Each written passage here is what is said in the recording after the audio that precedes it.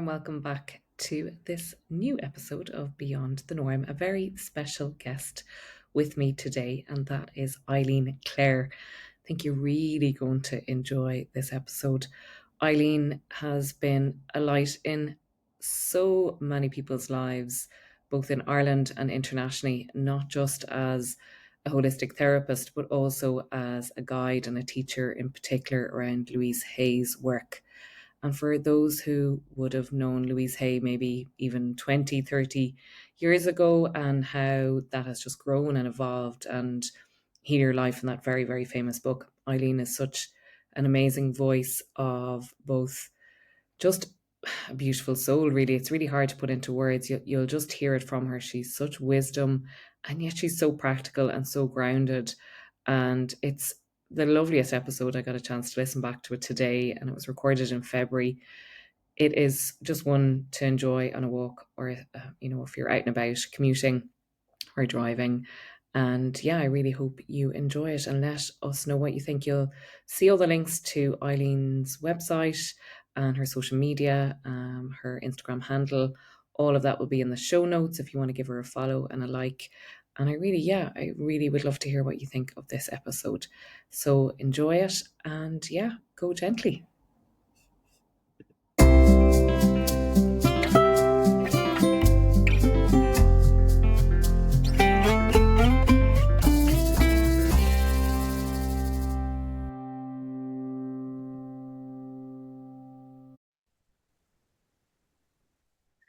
Good morning, Eileen, and a very warm welcome to you on this February grey morning in Dublin. I'm not sure what it's like in Clare, but you are warmly welcome this morning, Eileen.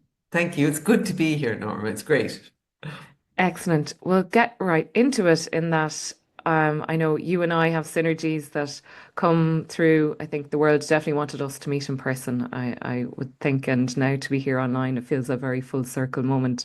Eileen and I have talked about this recording for a while, and it's really that beautiful, I suppose, connection between some of the work I do and the work that you do. But also, I've been very fortunate to benefit from Eileen's work as well, both in her holistic therapies, but more recently, I suppose, on the Louise Hay front. So I'd love for you to firstly give an intro to yourself, Eileen, and just tell us a little about yourself and how you found yourself into Louise Hay's work. Okay. And I think, Norma, that, any of us that are on this journey of wanting to improve life, not just for ourselves, but for the people around us, I think we all interconnect at some level, whether we meet in person or whether we're connecting energetically. It's a journey, and the vibration that we give off reaches out to others. And I think that's what welcomed me into this work as well. As a very young person, grew up in very rural area, and believed from the very start that survival really included community. And so that whatever you did to yourself, whatever happened to you, had an impact on the people around you. And I think that was always my awareness, that you don't live in isolation. And so the idea that if you want to help others, you need to look first to yourself was with me, I think, from the very, very beginning. And that automatically led to, the path of where can I learn more about this? Who speaks my language? I didn't find it in the education system, but the minute that I read Louise Hay's book, I found it. And that was the start of the journey. Yeah. And you're talking about when Louise Hay was very much still alive, and she was very much, with us. So did it when, as you said, you're from rural Ireland and you discovered this thing. Already you probably felt different if you were already seeking something different out. What happened in your body even? What happened? What was going on when you did discover that? I'm one of these people that automatically sees energy. It's just something that I didn't realize until I was 5 or 6, that it wasn't something that everybody saw. And I was very fortunate to have somebody in my life that understood this without me needing to have a conversation. And her advice to me was basically, don't ever tell anybody ever again that you can see this. Because she was a much older woman and clearly would have been put into the idea of being slightly psychiatric from, being able to see energy. And so I listened to that. And as a result of that, my teenage years were quite horrific. And I have great empathy now with teenagers that are classed as being ADHD and unable to sit still and all these things, because really what they are is they are sensitive to the energy around them, whether they're sensing it or seeing it or just aware of it. And I think a lot of the labels that we put on people are labels that allows them to fit into society rather than something that allows them to be the best version of themselves. And I'm Mm. always grateful that I grew up in a generation before the labels. Mm. And so I had a certain amount of freedom to be different. I was awkward with every single teacher I ever had, and I apologize to the teaching profession. But I learned so much from understanding that I could be the same and I could be different on any given day, depending on what I was picking up from people around me. And it wasn't until in my late teens and early 20s that I discovered a very, very wise man who said to me, "You're much, much more than you like to let on. And why don't you start looking at what good you can do instead of fighting everything?" And so I started seeing, you know what, if I could explain to one other person what's going on for me, maybe that could make a difference to that other person. And Mm. instead of saying, why am I different? I started saying, thankfully, I see things a little differently. And then the journey began. And when you're ready to go on the journey, the supports that you need come into place. And the first book of Louise's that I saw was The Power is Within. And I think that is the most powerful statement that we can make to young people. I know myself as a young person, that was my salvation. The power was within me. I was not dependent on anybody else. And the power was within me to decide to be destructive or to decide to be constructive, to decide to damage or to decide to heal. And so I decided to go on a healing journey. And in those days, you started with looking at nutrition. I studied nutrition, I studied yoga, I studied massage, and I went on this whole journey of wanting to heal my physical body. And of course, the moment you start looking at your physical body, you realize that's such a small part of who we are. The real core of our happiness is in our thinking, our hearts, and our soul. Mm. And that's the journey. Wow. You tie that up in a lovely bow, and I'm sure there's so much layers within that, Eileen, that and it's not always pretty. It's we're going through one of the people I work with, that the dark night of the soul, that you have to go through. And I thought in my own work how those two people showed up at such a young age to resource you when Mhm. you were starting to realize this unique gift that you had, and how they're, I suppose, allowing you to be authentically yourself, allowed for the belonging to come. We talk about this dance between belonging and authenticity, that Gabor Mate speaks about this. We are most of our life just seeking to belong because we have to survive. And then it's in the latter years, and we see it in our own clients, that like, oh, actually, I was just suppressing my true self the whole time because I had to survive. Now I know I can survive thankfully, we're in a Western world where, there is abundance to a certain extent, and that our survival is less important, that we can step into this authenticity piece. So it sounds like you were very lucky to have had that wise woman, but also the man when you needed it, to help those reframes, those resourcing showed for you when you needed it most. And like many, many people, the wisdom came from somebody who was spiritual. In my case, it's somebody who came to our community as a priest. He left the priesthood shortly afterwards, but he had that same seeking in his soul. And, I think this is one of the things that perhaps is missing a little bit more in this world than what we had growing up. There was an awful lot of negativity around church and religion, but at the core of it, they were spiritual people. Mm. And when you are really wanting to connect with your spirit, that's what we need. We need Mm. spiritual connection.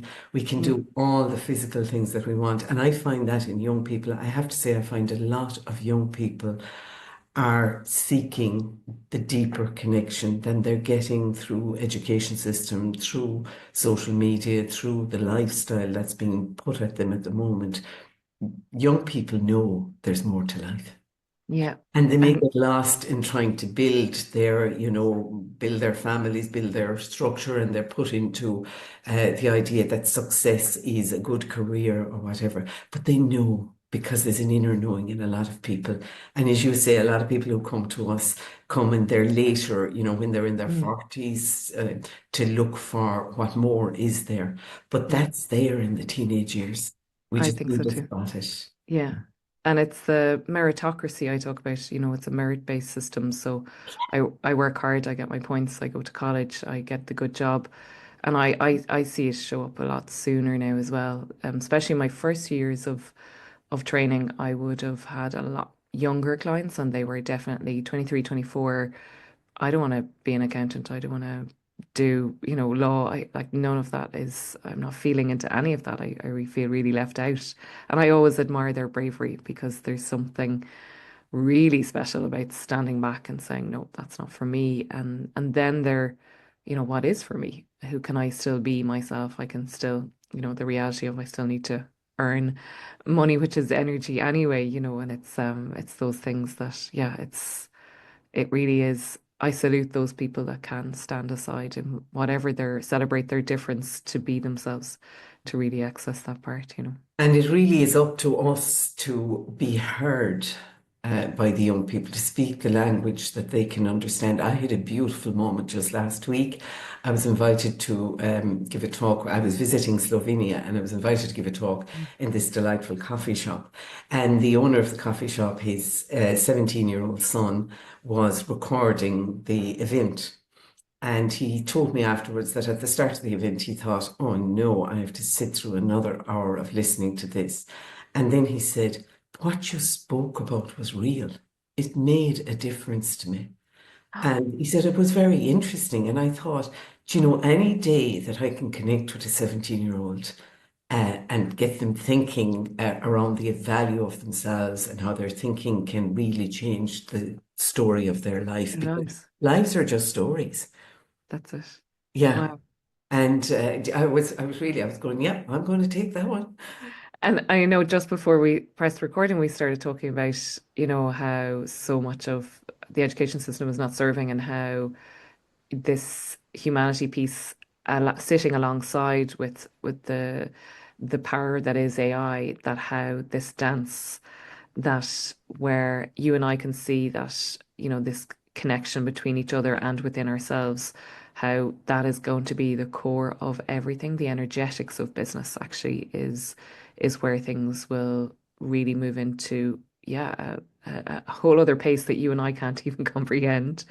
But if that's missed and it's solely focusing on solely the AI and the power of AI, that humanity could feel very pushed aside. When, if anything, if we can do the dance between the power of both, that is going to be this really rich journey and stories for the people who are being born today, let's say, and even the ones that are, yeah, even from, I suppose, the teenagers of today, where if they can understand that they themselves are the energetic beings they are, and to embrace the technology and allow, yeah, they probably have to go against the society pressures to get the good leaving cert and all of that. But look at it, Norma, look at the time it will free up for them. I think it's a Yeah. hugely exciting time because Yeah. their focus can now shift from having to soak up all this information that they will probably never again use because they know the information is there for them. Yeah. And they can explore their talents, they can explore their humanity, they can explore the question of why am I here? And to me, the biggest question, if we're born into this life, we're here for a reason. So Yeah. if we can get people thinking, what's my reason? And if your reason is to build a comfortable home and live comfortably in it and have peace and quiet, that's your reason. Yeah. But know it as being your reason and don't Yeah. feel that you need to take it from somebody else. Yeah. And there is, I actually think it's a very exciting time for young people. And Yeah. I think that everything that's going on with AI can bring huge benefits because it's going to create that space Yeah. of questioning. And we Yeah. need that space of Yeah. questioning. Yeah. Who am I in relation to, which is very systemic as well, the relational piece.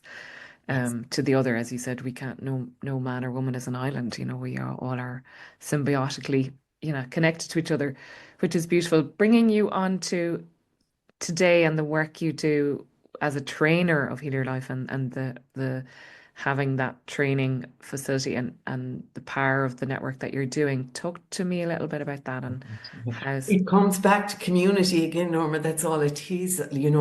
I saw the benefit of Louise Hay's work in my life from simply reading her book. And again, I crave that connection with other people that could understand this work at a deeper level, that could bring me deeper, understand past connections and, who my family were and why was I in this family and what did I bring to it and what did I take from it. Who did I need to forgive? The forgiveness thing really, really touched my soul. I could see a lack of forgiveness all around me. And I found that I wanted to speak with people and challenge others and be challenged myself. And I couldn't find the community. I actually built a workshop room here in West Clare before there were workshop rooms anywhere, and was insistent that the Heal Your Life, Louise Hay's work was going to take place in the workshop room, but I had no idea who would do it. And eventually one of my clients happened to have a contact with Louise Hay and went to her and told her about me. And Louise's message was, if Eileen wants this work in Ireland, tell her get off her butt and do it herself. And that's precisely what I did. Very Louise Hay. And I think initially when I came to Louise Hay, I thought it was all softly gentle, gentle, and oh my God, is it not? There's a kung fu to Louise Hay's kick, and I could totally envisage her saying, "Come on, Eileen, just get your arse over here now and just do it. Stop talking about it. Stop waiting." Absolutely. So Yeah. that's literally what I did, because up until then I didn't see myself as leading workshops or groups. I saw myself as being very much one-to-one with people Mm. and being able to connect in with the energy. But the moment that I started, I just I love the energy of the group that comes together for a workshop. I'm passionate about the 2-day workshops. That's still the same one that Louise started sharing back in the early 80s with groups of men in particular.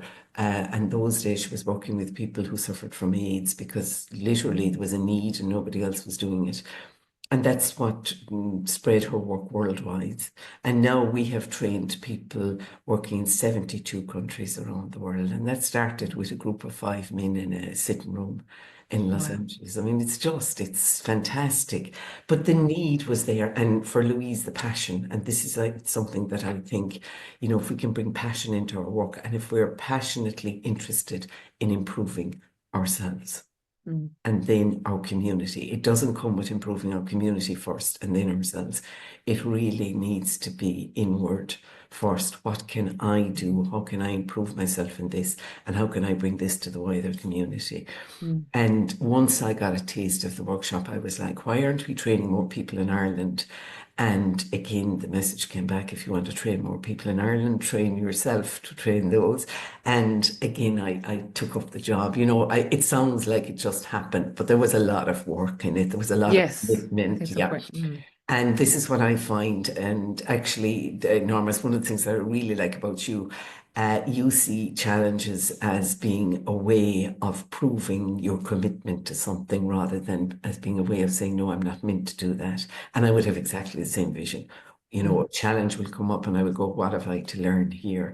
What steps can I take that makes me a stronger person, that allows me to bring this work here?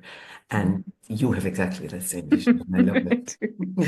I do. And you talking about the infancy of your workshops and even how Louise Hay started is, where mine are, and it's how my retreats are evolving, and how I love that you said, because there's this, sadly, social media sugarcoating how easy, you go from one step to a million all of a sudden, and this BS that's behind that it is hard work, but and I say to people, when the nerves come, the or false evidence appearing as real, fear comes.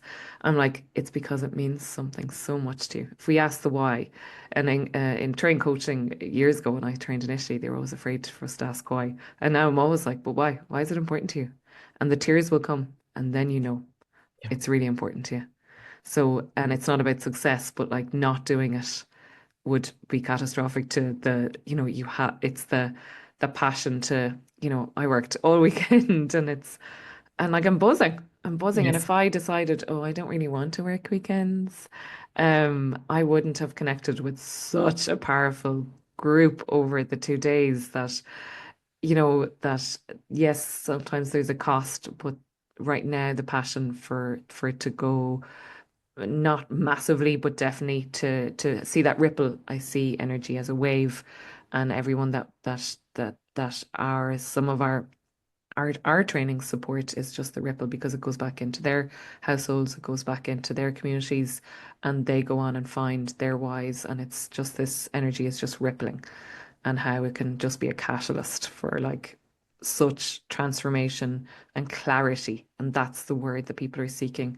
I see it come up again and again. I want clarity. And I think, and there is a question coming on. The clarity is, I was reflecting on that this morning. Clarity is not always, again, rainbows. Clarity could actually be deep sadness Hmm. to acknowledge. And I think there's people seeking clarity think that clarity is light and the sun shines and the sun rises. It is also the acknowledgement of what is, and it could be sadness. And that clarity of staying in that sadness helps you then to move to the next thing. But if you overstep that, if you take the step to like literally the sunrise, you forget what came before. So it's something like that for your work. When you see people, and I suppose you saw yourself as well changing over time, what was the aspect of Louise Hay's work, in particular in the Healing Life workshops and the training that you've done? Is there any particular parts of it that you see the face changing? I see it in faces. I don't know about you, but like the body, what is it? Yeah, that is this catalyst for this clarity. It is, and I love that you mentioned all that, the idea, because to me, the idea that we need to stay in one state all the time is Mm. really, really limiting us. And, I think it's okay to feel sad, but it's not okay to get stuck in it. It's okay to feel happy, but it's not okay to get stuck in it. We need to acknowledge that there's a depth to us that allows us to feel all our feelings. And to me, there aren't any negative feelings. They're just feelings. And the negativity comes in with what we decide to do with them. And one of the biggest things that I love to see is when people get the idea of forgiveness, because to me, that's what lightens any load. That you can forgive yourself and you can forgive others regardless of what's going on in your life. And, people talk about daily meditation and daily affirmations and daily gratitude. And I think all of those are valuable. But to me, the most valuable exercise that I do on a daily basis, and this has come straight from Louise's work, is this idea of forgiving myself on a daily basis for not being as I expect myself to be, because we all have expectations of ourselves. And then being able to bring that into forgiving others for not being as I expect them to be. And we have expectations of other people all the time. And a lot of what causes us sadness and pain and keeps us stuck is that we think things should be other than they are. And forgiveness allows us to accept that things are as they are right now in this moment, and they are ever changing. So it Amazing. brings incredible Mm. lightness to every journey. Mm. And in the 2-day workshop, that is the pathway of the journey. And a lot of people don't actually realize it, because by the time they come to doing forgiveness, they have explored all other aspects. They've looked at, how their thinking can change. They've brought in affirmations. They've connected with emotions that maybe they haven't connected with. So a lot of people miss the real core, but I see it, and it just brings joy to my heart every time, because the moment forgiveness comes in, lightness comes in. Comes in. And you know that burden is not going back on because it's been forgiven. And if we look at spirituality, that's at the core of a lot of spiritual thinking. This idea that something greater than us can forgive. But to me, the core of forgiveness is within myself. The moment I can forgive myself for doing whatever it is Yeah. I might perceive to be less than perfect, that's the moment I can let that go and be ready for the next. Mm. So powerful. I love what you just said there. When we confuse, and some people do, religion versus spirituality, they're very different things in my mind, in my heart. Um, that we handed over our forgiveness to a man behind a confession box, or that they had the power to forgive us, when the true forgiveness actually starts within our own heart, our own soul, and that really resonated with me. And also in the systemic work, how the blame can be laid on, he or she did this or that, and look, at that's not diminishing, some things that have absolutely destroyed people's lives, but it's the forgiving that child within you as well, that wanted better from, let's say, your parents, or from a sibling, or from a grandparent, but that you were, yeah, forgiving yourself within that as well, that it was okay to stay, and that suffering that continues, there's something really powerful in that. And that's the thing, when we bring all our wider humanity together in the world, I think of those 72 countries where Louise's Hay's work is touching on, and even your work, Eileen, and how you've trained so many people internationally, how we are more alike than we are different. And forgiveness is this one thing that could unite the whole world to be a tiny village, actually, because it's at the core of humanity. When there's less dis-ease within our bodies. I do think as well, that the idea that we can forgive ourselves for surviving, because anybody who has come through any form of abuse or any form of deep, deep pain, they have survived. And you do what you can in a situation to survive. And whether it's developing tunnel vision or trying to fight the situation or whatever it is, the idea that you need to forgive yourself for surviving, and yet many, many people do. And I find the moment that we can forgive ourselves for actually doing what we needed to do to survive is a moment of freedom. And when we free ourselves from the past. We do not bring in the same experience again and again, because we have let it go within ourselves. So if you do find yourself in a pattern of repeating, and this has been my learning in life, if I find myself in a pattern of repeating the same things again, I always look at, where can I love myself more, and where can I forgive myself more? Mm. And then what can I change? Because the change is coming from a very real spot. And Mm. I think, there's a lot of sadness, there's a lot of pain, there's a lot of hurt out there at the moment, but there's a lot of people judging and criticizing one another. And forgiveness changes that. And we do that one person at a time, and the right person to do it with is yourself. There's no Yeah. doubt about that. Yeah. Yeah. and And and and the oh, resources, it's so powerful. yeah. And I do think back of, it's probably this time last year, actually, that I was down in Clare, in the room. I think it was February, March.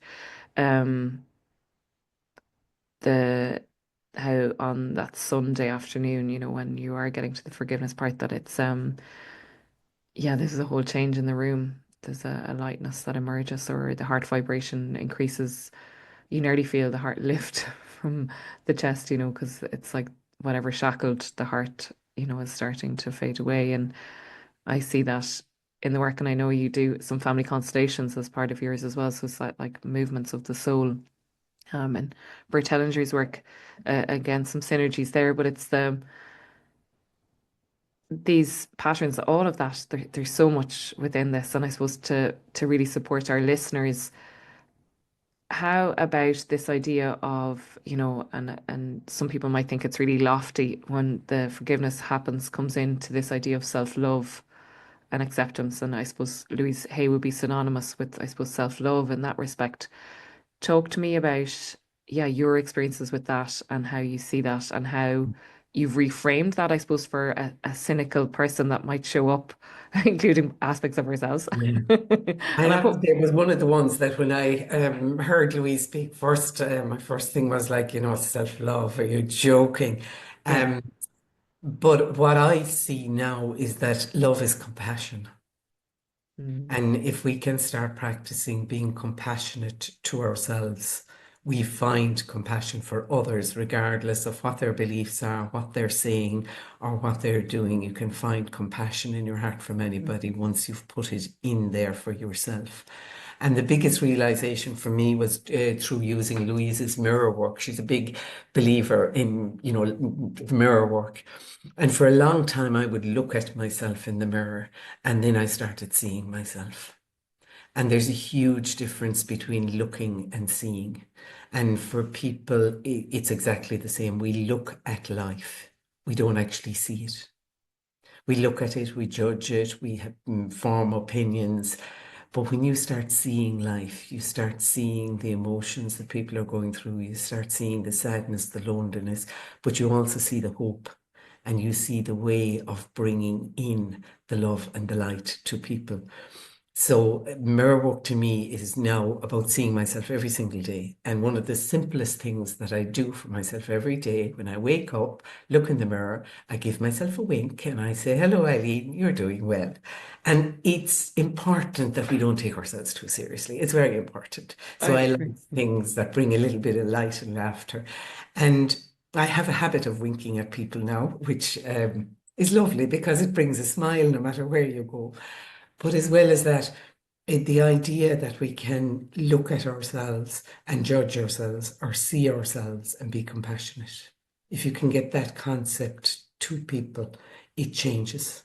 Mm. Because when you see yourself with compassion, you'll see everybody else. And I've dealt with people who are going through serious grief.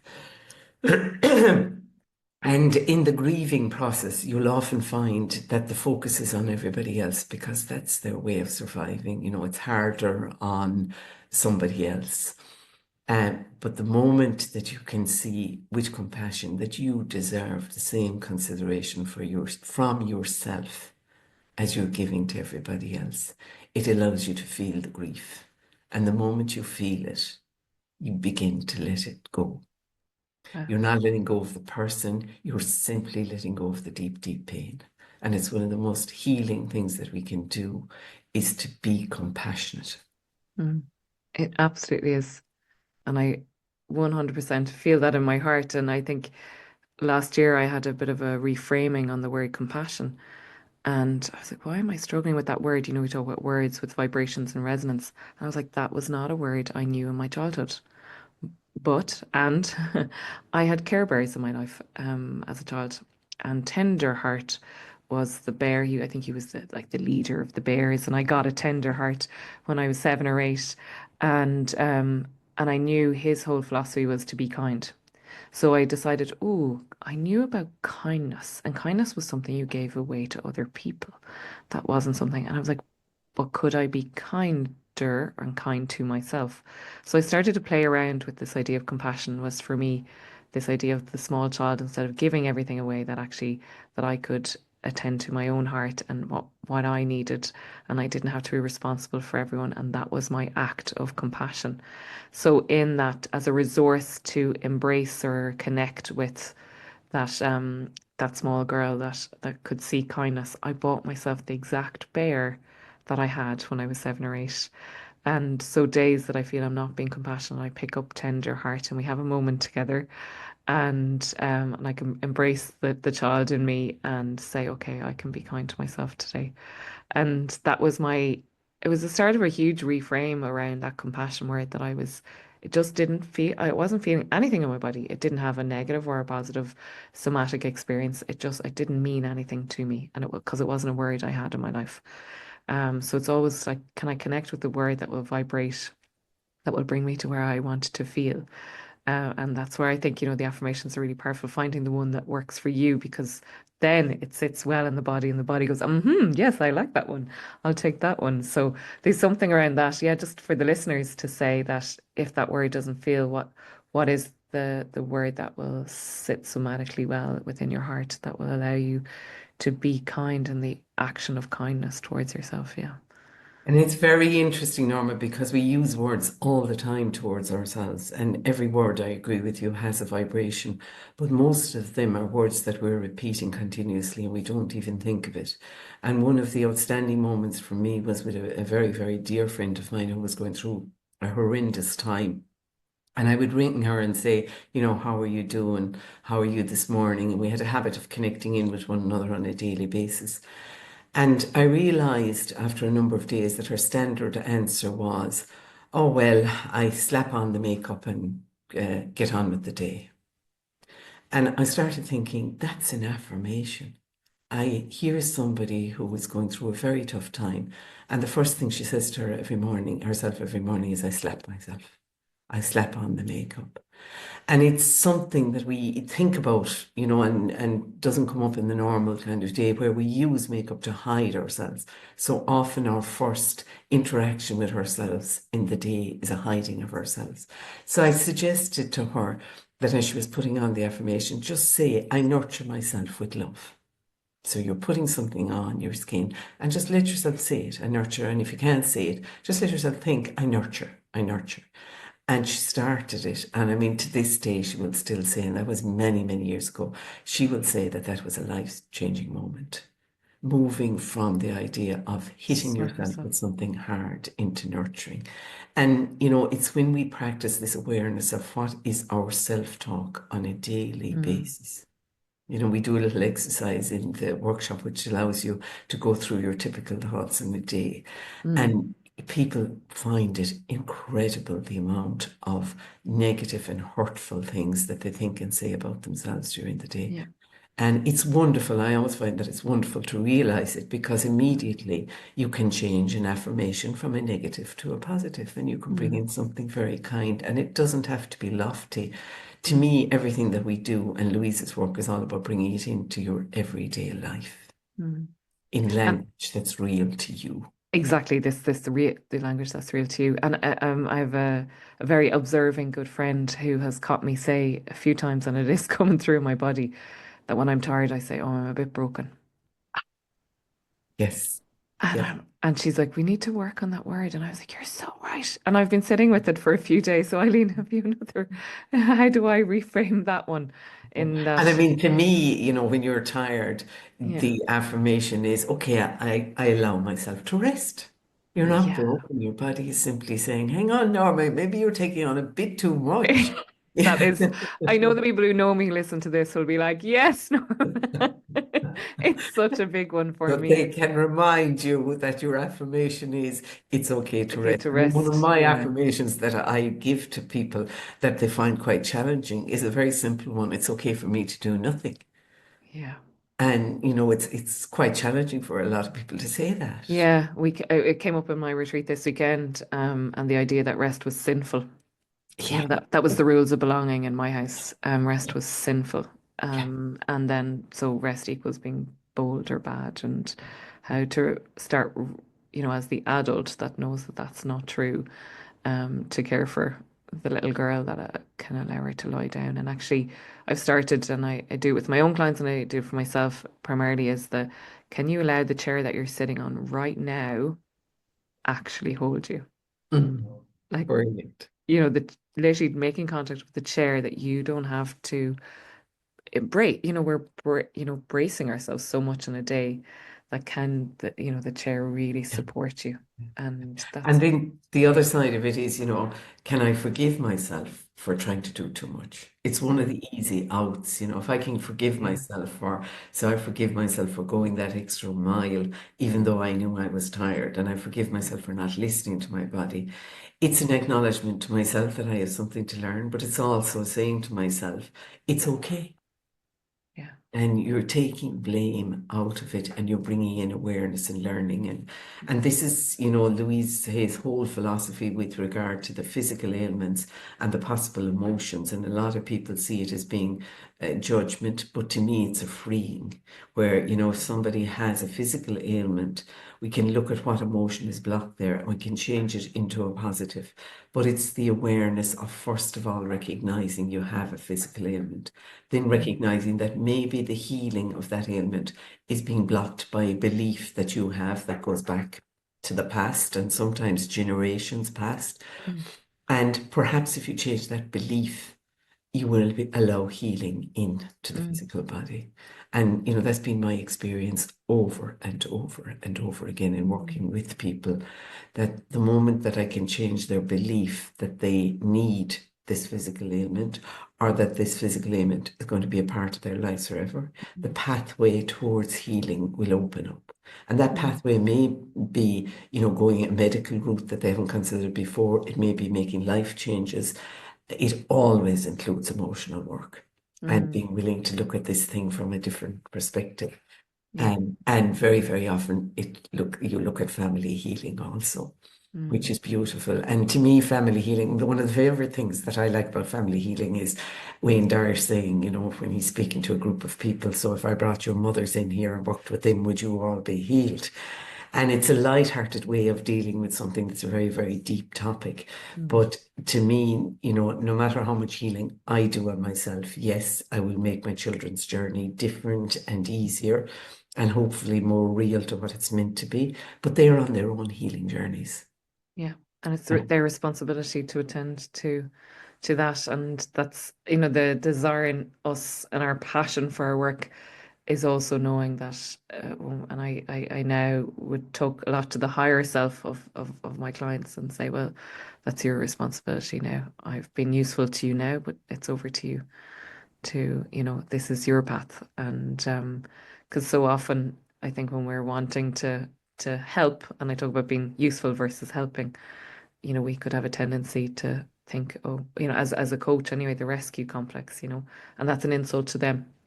It's an absolute insult to somebody else. So it's going back to resourcing ourselves. And also, yeah, it's now over to you to attend to that yourself. That's your journey. I'm on one. I'm even as your coach, you know. Yes, I totally agree with you, Norma. I love that because, Yeah. I mean, I have nearly 40 years at this stage experience of this work. And one of the nicest things for me at this stage is when people come back and, that I haven't seen for 7 or 10 years. And Mm. they say, well, I haven't needed you because what I learned, I was able to grow with. And that's the difference between wanting to hold on to somebody and you being the person that fixes them or wanting to give them the tools to go Yeah. and use and fix themselves. And I Yeah. think that's where the training really suits me because you can see, we bring people together for 7 days, for 10 days. It's intensive. Everybody's living in the vibration of wanting to improve themselves so that they can help others. And it's an incredible experience. But you know that it's going to go on and make a difference in communities right across the world, Yeah. which is Is that fantastic. is that ripple? It's that It's ripple that that we're ripple. yeah, yeah.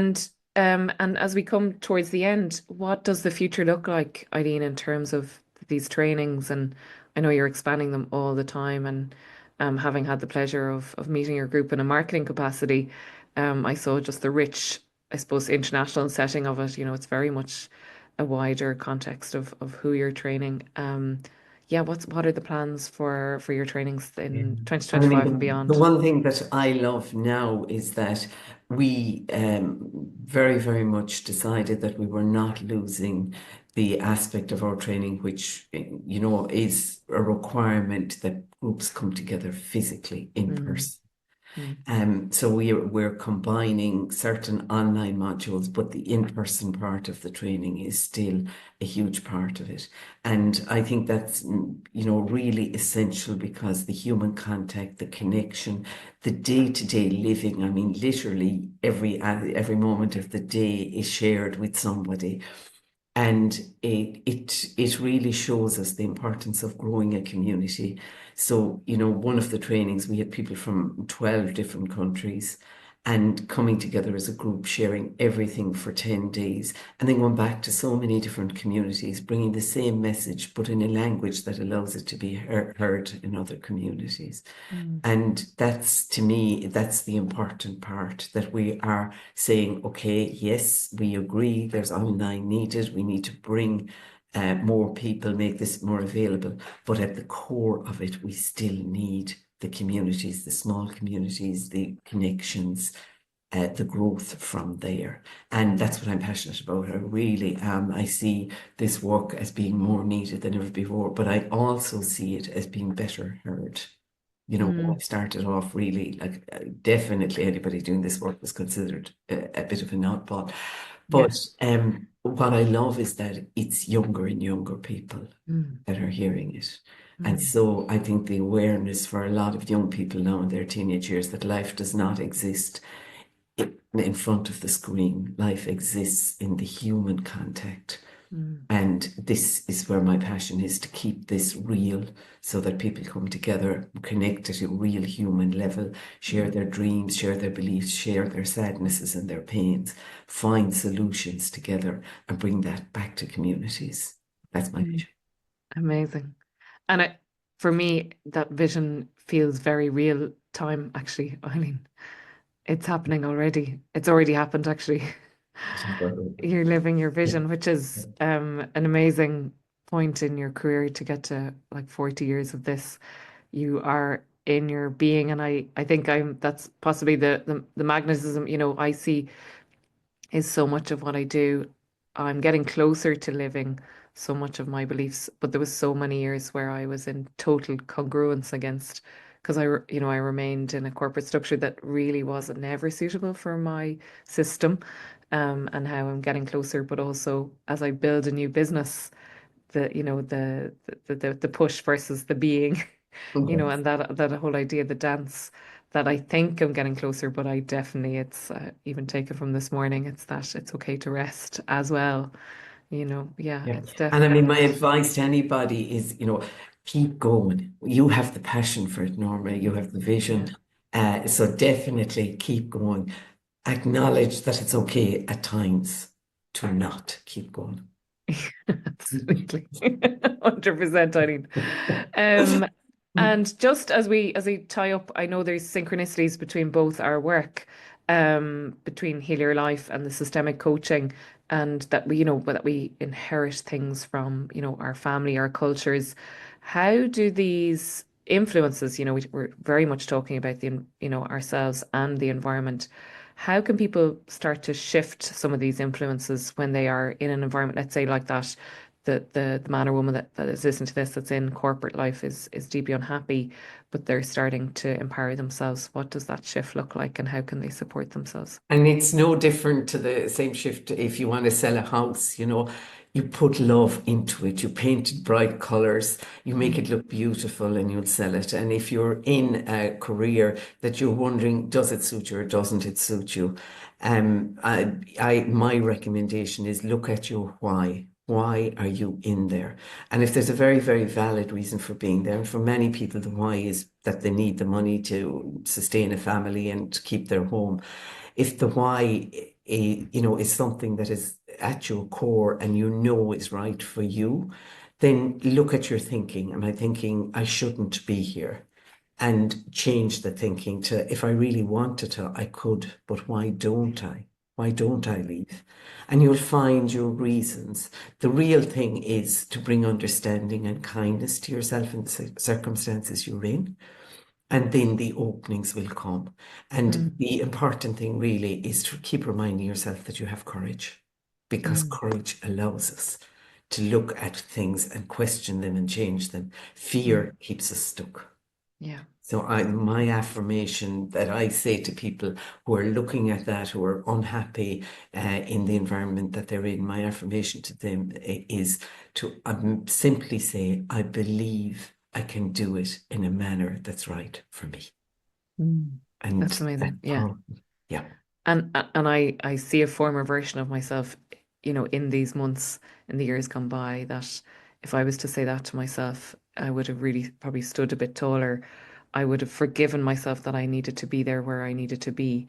And it was divine order and divine timing, and it would work out. And it's sending that back to that aspect of myself. And it did, it does. It continues to defy all the odds, a cause of courage. And, But also, it's the difference between defeatism, like there's nothing else I can do, mm, into the questioning of, why am I doing this? Understanding your why and moving on mm, from there. yeah. And it does bring openings. So, Yeah, yeah, great. amazing. Eileen, thank you so much. I will share all your details in the show notes of where to find Eileen, both online, on social, and I'd really encourage you to have a look at, even if it's a starting point at Louise Hay. Um, Eileen has amazing trainers that facilitate from quite across Ireland, actually. It's not just in Clare and UK. And I know I've broader listeners within Europe to connect in through that network. And yeah, just a huge thank you, Eileen. I know you have been a part of my journey, as have many of your trainers, not just you, Eileen. The community of people that you've trained remain a part. And even now, working with some of your newly qualified teachers, supporting them with marketing mentorship, it's a real honor to know you and for us to have had this conversation this morning. Norma, as always, I really enjoy working with you. You bring a lovely element to everything that you do. So thank you very much. Delighted to have joined you. Thank you, Eileen.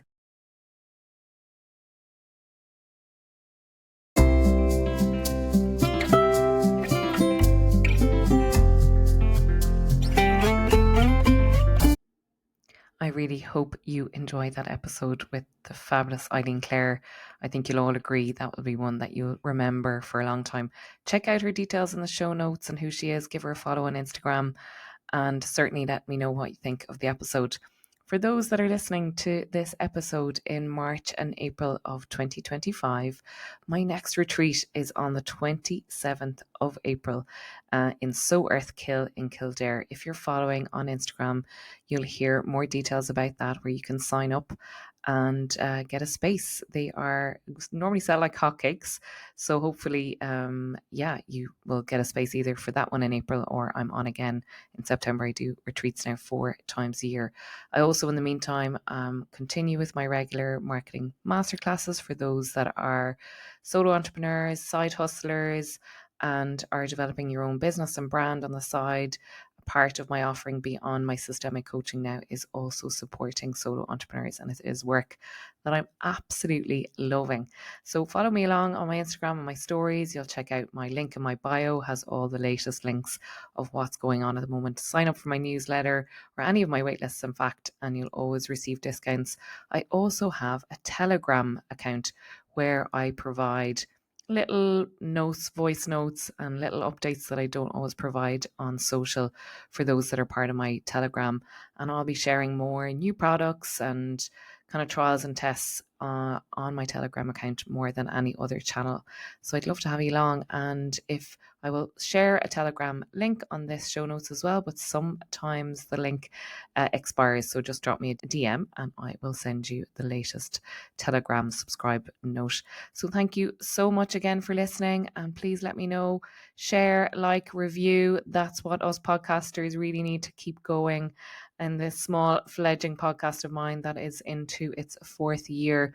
I love it so much. It is a 100% a passion project, but it is something that provides so much to you, the listeners, and me also. So thanks a million for listening and go gently. Have a good week.